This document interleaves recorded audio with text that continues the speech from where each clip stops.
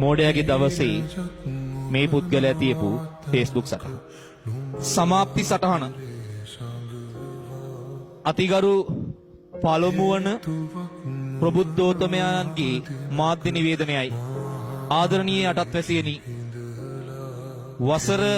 පුරා වසර ගණනාවක් මා විසින් මෙකී රාජකීය ධූරයේ භාරදූර කාර්යයන් නොපිරිහෙලා ඉටු කරමින්ද නේක විඳ භෝජන සහ පානයන් භුක්ති විඳිමින් ඔබ සැම පිනවමින් මහත් වෙහෙසට පත්ව ඇති වග ඔබට දන්වනු කැමැත්තෙමි. එහෙයින් සිහසුනෙන් බසිනු කැමැතිව ඔටුනු බිම තබන වග මෙයින් දත යුතුය. මෙතෙක් ආ ගමන් මග යලි හැරී නොබලමි. ඒ තරම් ලස්සනයි.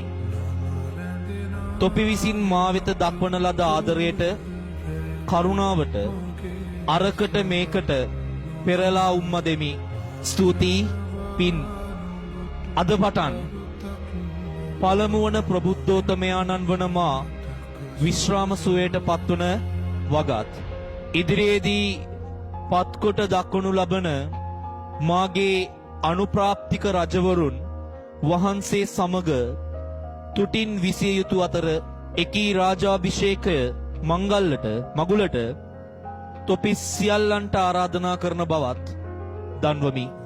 ප්‍රබුද්ධෝත්තමයන්ගේ කතාමාලාව නිමි. ස්තුතියි. පුබුදු පිගේරා හෙවත් උදේශ් පුබුදු පිගේරා. මේ Facebook සටහන තිබ්බට පස්සේ යාළුවෝ බර ගානක් පැය 7ක් 8ක් යනකම් අද මෝඩයාගේ දවසනේ මූ ගන්න ආතල් එකක් කියලා උගෙන හොයලා බැලුවේ නෑ. තමන්ගේ එකට හිටපු එක උදේ පාන්දර මේ දාපු සටහන ගැන හොයලා බැලුවේ නෑ. හැබැයි සෑහෙන වෙලාවක් ගියාට පස්සේ මේ සිද්ධිය ඇත්තක් කියලා දැනගත්ත හැමෝම පුබුදු පිගේරා ආයේ යාලට හම්බෙන්නේ නෑ කියලා දැනගත්ත හැමෝම තමන්ගේ සටහන Facebook එකේ තබනවා. ඒ සටහන අතර හරි ලස්සන සටහන් කීපයක් තිබ්බා. එක සටහනක තියෙනවා අපි ඉතින් සේරම දන්න හරි උගත් බුද්ධිමත් මිනිසුනේ. ලෝක සාහිත්‍ය දන්නවා. රුසියන් ඇමරිකා සීත යුද්ධය දන්නවා. ඊට රටවල් ගැන දන්නවා. සප්ත සාගර ගැන දන්නවා. 8 බුදුරුන්ගේ ඉඳලා 33 කෝටියක් දෙවිවරුත් දන්නවා. ඒත් ළඟ ඉන්න එක මැරෙනකන් දන්නේ නැහැ. සමාවයන් බුදු උඹ පතන සැනසීම හොයාගනි. විනාඩියක් අරන් තමන්ගේ ළඟ ඉන්න එක කොයි වෙලෙත් හොඳින්ද කියලා බලපන්. මනුස්සයන්ගේ මූණේ තියෙන සැබෑ දේ නෙමේ. මනුස්සයන්ගේ හිනාව කියලා කියන්නේ මනුස්සයන්ග හරි ලස්සනට අපූර්වට ලස්සන කරලා පෙන්නන එක ඇඳුමක් විතරයි. හැම මනුස්සයම හිනා වෙන්නේ තමන්ගේ සතුටටම නෙමේ. තමන්ගේ මූණෙන් පෙන්නන හිනාව ඇතුලේ හැංගිලා තියෙන දේවල් ගොඩක් තියෙන්න පුළුවන්. ඒ නිසා තමන්ගේ වටේ ඉන්න මනුස්සයෝ ගැන හොඳ සැලකිලිමත්ව ඉන්න පුතේ.